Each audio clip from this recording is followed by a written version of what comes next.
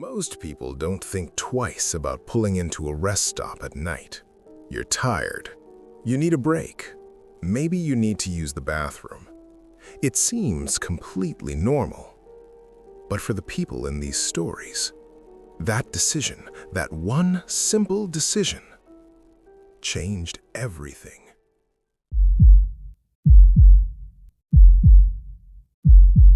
It was 2:17 in the morning. I remember the exact time because I looked at my dashboard clock the moment I pulled in. I had been driving for almost 6 hours straight, a long haul from Columbus to Nashville for work. I was exhausted. My eyes were burning. The rest stop was off Interstate 71, somewhere in Kentucky. It was one of those old ones, you know the type. Dim yellow lights, cracked concrete, a row of vending machines humming in the dark.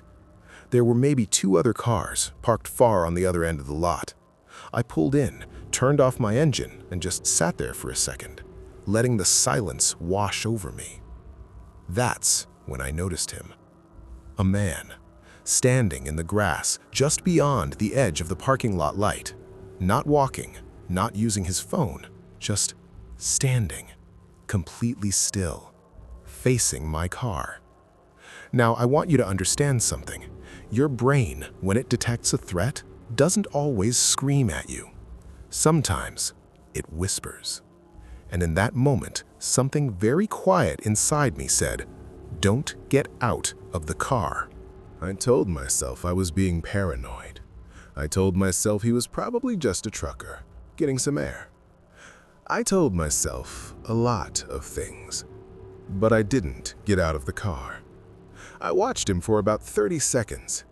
He didn't move, not even slightly.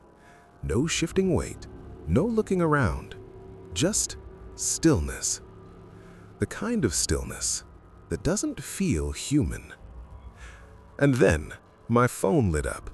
A text from my wife. "You okay? You should be almost there by now." I looked down at my phone for maybe 3 seconds. When I looked back up, he was gone. I scanned the lot, the grass, the tree line. Nothing. A man who had been completely motionless had vanished in under 3 seconds. I started my car. I didn't use the bathroom. I didn't get water from the vending machine. I pulled out of that lot doing about 45 miles an hour, and I didn't slow down until I saw the lights of a truck stop diner about 12 miles up the road. I never found out who he was, what he was waiting for. But I think about those 3 seconds a lot. 3 seconds was all he needed.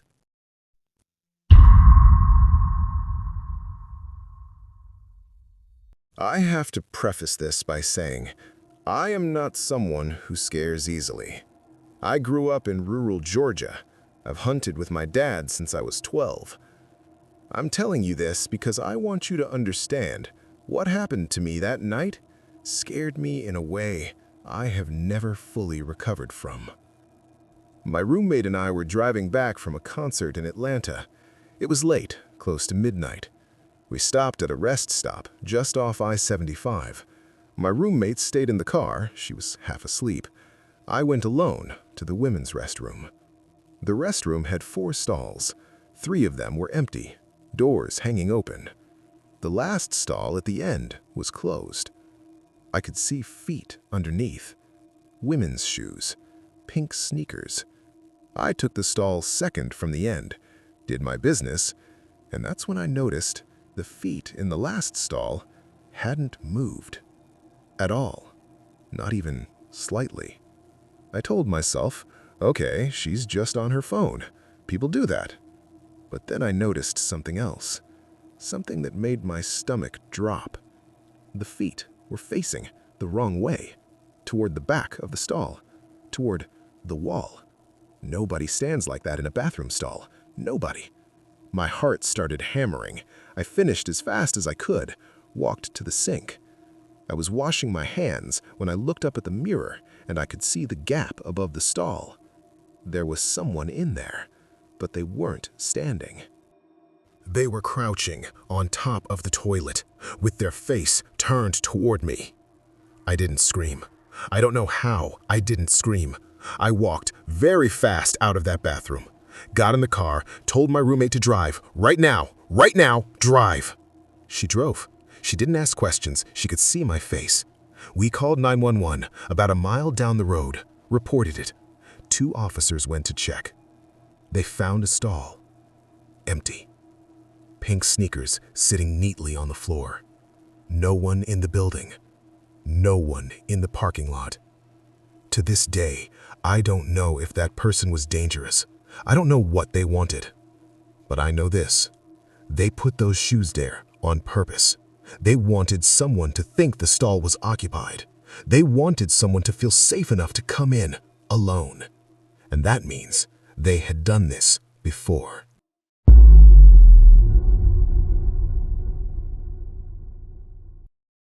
I drive trucks for a living. Have for 19 years. I have stopped at every kind of rest stop you can imagine across this country. I thought I had seen everything. This was somewhere in West Texas, about 3 a.m. Middle of nowhere doesn't even begin to cover it. You could drive 40 minutes in either direction and not see a single light. I pulled in, parked my rig, and was about to climb into my sleeper cab. That's when a car pulled in, next to me, which was strange because there were at least 20 empty spaces closer to the building. But this car pulled right up next to my truck. A woman got out. Young, maybe mid-20s. She looked up at my cab window and said, "Hey, I'm sorry to bother you. Can you help me? My tire is flat." Now, I want to pause the story here, because I need you to understand something about how manipulation works. Predators, whether they're working alone or in groups, often use a technique psychologists call a lure. Someone non-threatening, someone who triggers your instinct to help. A young woman in distress is one of the oldest lures in existence. Your brain says threat. Your conditioning says help her, don't be rude. That conflict, that's the weapon. I cracked my window. I did not open my door. I said, "Where's your flat?" She pointed to the back of her car. I said, "I can call Highway Patrol for you." She said, No, please. I just need you to come look at it. It'll only take a second." Come look at it. Not, can you fix it? Just come look.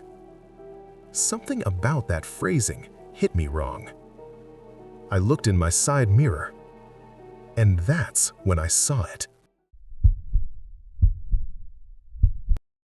3 stories, 3 different states, 3 completely ordinary people who made one ordinary decision. And here's what ties all of them together. Every single one of them. Listen to that quiet voice, that whisper, the one your brain sends when something is wrong, before you even consciously know something is wrong. Psychologists call it your threat detection system. It's ancient, it's fast, and it is almost never wrong. The man who vanished in 3 seconds, the shoes placed to make someone feel safe, the face that shifted from luring to disappointed. These people survived because they trusted that whisper. So the next time you're somewhere dark, somewhere isolated, and something feels off, don't talk yourself out of it. Don't worry about being polite.